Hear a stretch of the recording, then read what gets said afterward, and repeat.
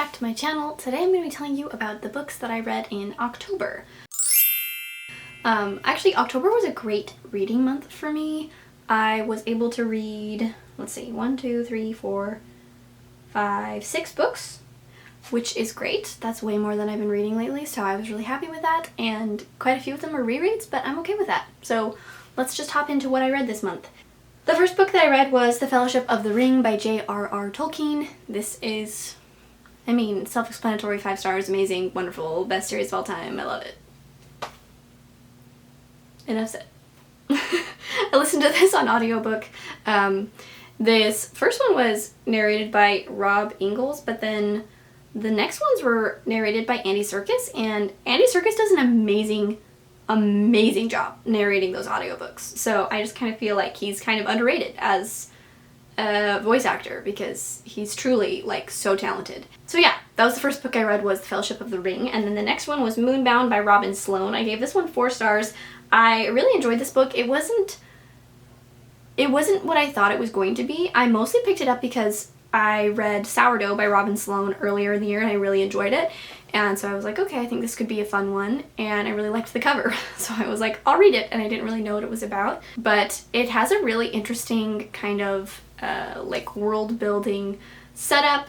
Okay, so you're following this boy named Ariel, and he lives in this medieval type town set way in the future, and he comes in contact with a sentient record-keeping artificial intelligence, and they go off on a tale to basically save the world. There's dragons, there's a girl that he meets, there's robots. It is a very interesting tale. I really liked the world building of it and the setup, and I definitely will continue to read more Robin Sloan in the future. I haven't read, his other book is called Mr. Penumbra's 24-Hour Bookstore, so I think I should pick that up too, because I really liked Sourdough and I really liked this one, so I feel like I could like that one as well. The next book that I read was also a reread, and that was Pure Nessie by Susanna Clarke. I read this last year? Yeah, I read this last summer, and I decided to reread it. If you hear my son crying in the background, I'm sorry. Daylight savings is the worst invention, and nap time has been really rough these past couple days, so apologies for that. Anyway, I read Pure Nessie for the first time last summer and I really enjoyed it, and then when I was reading the book that, what is it called? The first one's The Book That Wouldn't Burn, and the second one is The Book That Broke the World.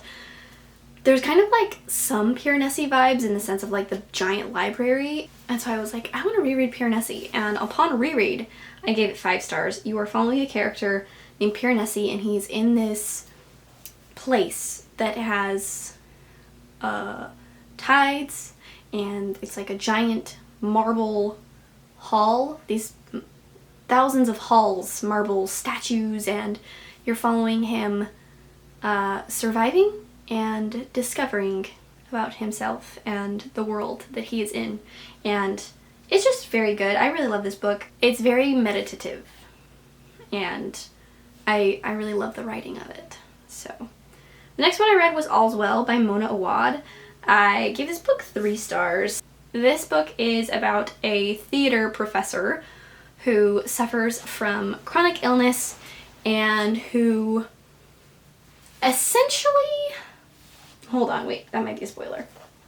Let me check to make sure what I'm about to say is not a spoiler. She has this chronic illness, this chronic pain that really holds her back and causes her students to not take her seriously, and then nobody believes her and they think she's faking it or exaggerating, and then she meets these 3 mysterious men who offer her a chance for the show to go on, and it's very weird. I will say I knocked down some stars because of the sexual nature and the graphic use of the F word a lot in this book.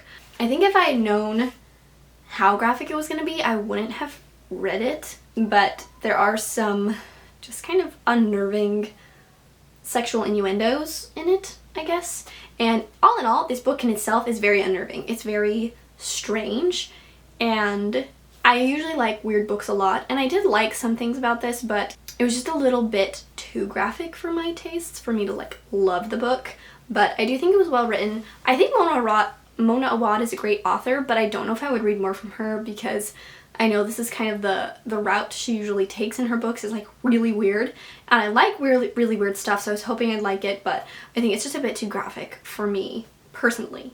So if that's not something that bothers you, you could consider picking it up, but if it is something that bothers you, maybe skip this one because there were some scenes that I was like, whoa. The next book that I read was A Grim Reaper's Guide to Catching a Killer by Maxi Dara. This is about a woman who works as essentially as a Grim Reaper, but it's been kind of like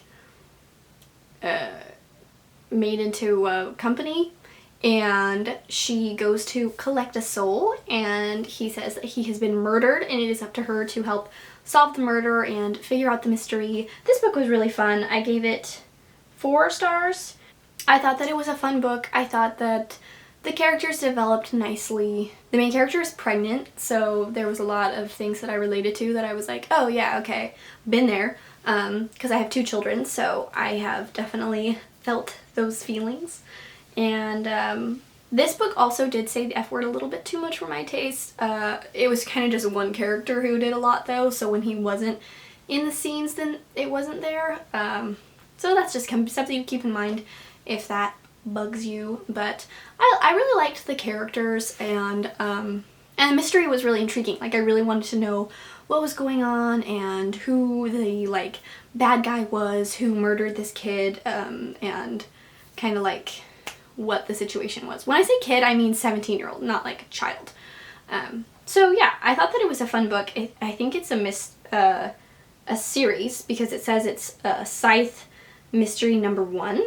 I don't see, as far as now on Goodreads, any like second book on there or anything, but this book did just come out, October 1st. Wow, I did not realize it was that new of a release. It just came out, so yeah, I don't know. I think I would probably read on this in the series. I thought it was fun. The last book that I read was The Two Towers by J.R.R. Tolkien. Again, I listened to this on audio, the one narrated by Andy Serkis. It was great. I really like The Two Towers. The Ents are some of my favorite Lord of the Rings characters, actually. I really enjoy the Ents. So I like reading The Two Towers because it's always fun to see the Ents come in, you know? Just can't get enough of that. So I'm very happy with this month's reading, and I am excited to go into November reading more, hopefully. My goal is always to read more, just because I like reading. It wasn't too crazy this month. I enjoyed the books that I read. I didn't hate anything, which is always a plus, and I enjoyed my rereads. So let me know if you've read any of these books, if you liked them or if you disliked them, and if you have any recommendations for me, and I will see you in the next one.